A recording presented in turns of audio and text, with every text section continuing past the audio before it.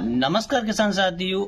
आज की इस वीडियो में बात करते हैं जो गेहूं की फसल होती है उसमें नाइट्रोजन की जो यूरिया होता है कब और कितनी मात्रा में देना। तो सबसे पहले बात करें, अगर आपने शुरुआती अवस्था में बुआई करते समय डीएपी अकेले में बुआई की है तो किसान साथियों डीएपी के अंदर जो नाइट्रोजन होता है वो हमारा धान की फसल का जो शेष अवशेष रह जाता है उसको गलाने में चला जाता है और जो गेहूं की फसल होती है उसको पूरी तरीके से नाइट्रोजन नहीं मिल पाता। तो किसान साथियों उस टाइम पर भी आपको लगभग 10 से 15 किलो यूरिया प्रति बीघा के हिसाब से आपको अपने खेत में डालना चाहिए।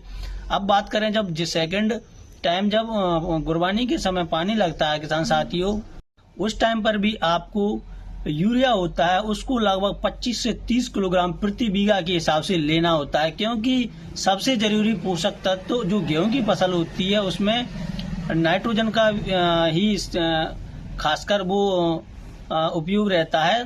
तो गेहूं की फसल में नाइट्रोजन काफी ज्यादा जरूरी है और जो गुरबानी लगती है लगभग 20 से 25 दिन की अवस्था हमारे गेहूं की हो जाए उस टाइम पर आप उसमें यूरिया का यूज कर सकते हो, क्योंकि जो सेमिनल रूट्स होती है उसके बाद जो क्राउन रूट्स आती है जो डंटल्स बन जाता है गेहूं का, उस टाइम पर उसमें पानी लगाना चाहिए, क्योंकि उत्पादन लगभग 10 से 15% अगर नहीं दिया पानी उस टाइम पर तो गिर सकता है किसान साथियों। जो अगर आप तीसरे टाइम भी जब पानी लगाते हैं किसान साथियों लगभग 40 दिन की अवस्था में, तो उस टाइम पर भी आप यूरिया लगभग 8 से 10 किलोग्राम ले सकते हो। साथ में उसके जिंक भी मिक्स करके आप अपने खेत में छिड़काव करा सकते हो। किसान साथियों बहुत जरूरी माइक्रो न्यूट्रिएंट्स है, इससे बहुत ज्यादा हमारी फसल को फायदा होता है यूरिया को लगाने से।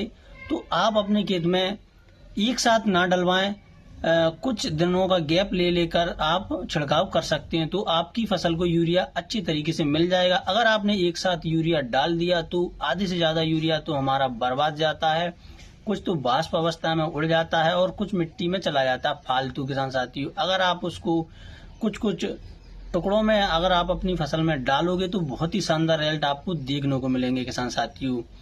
और कुछ ज्यादा अवस्था हो जाए तो आप नैनो यूरिया का भी स्प्रे कर सकते हो, कोई भी अच्छा सा जो टॉनिक होता है उसके साथ मिक्स करके अच्छे रिजल्ट मिलेंगे किसान साथियों। तो यूरिया का यूज बहुत जरूरी है गेहूं की फसल में। जानकारी अगर आपको अच्छी लगी हो तो आप हमारे वीडियो को लाइक कर सकते हो और चैनल को सब्सक्राइब। धन्यवाद।